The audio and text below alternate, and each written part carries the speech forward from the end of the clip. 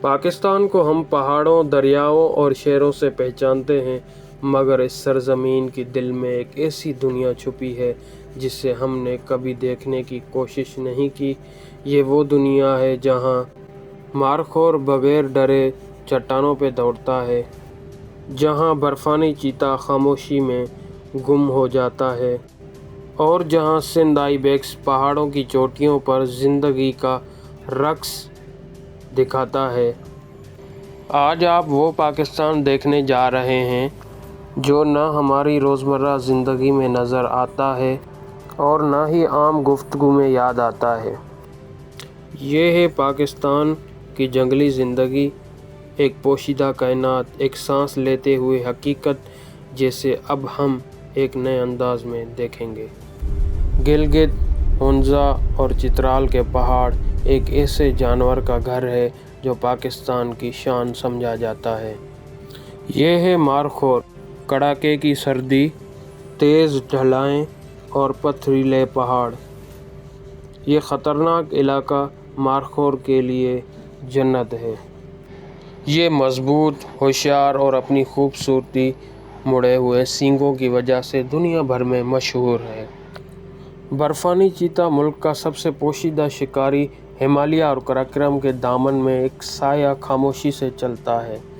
دن میں کم نظر آتا ہے، رات میں چھپکے سے شکار کرتا ہے۔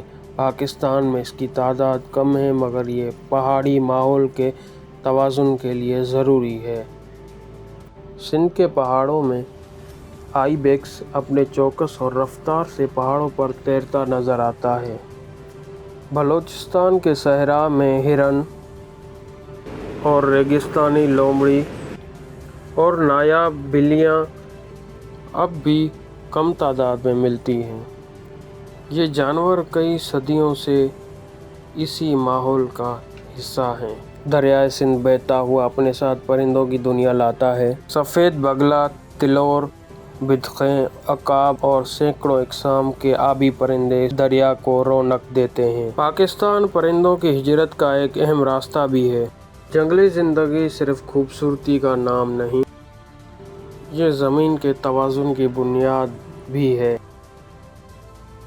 اگر ہم نے ان جانوروں کو نہ بچایا تو آنے والی نسلیں صرف ان کو کتابوں میں ہی انہیں دیکھیں گی۔ ہمیں جنگلات، دریا، برفانی علاقوں اور جانوروں کے کم ہوتے گھروں کو محفوظ رکھنا ہے۔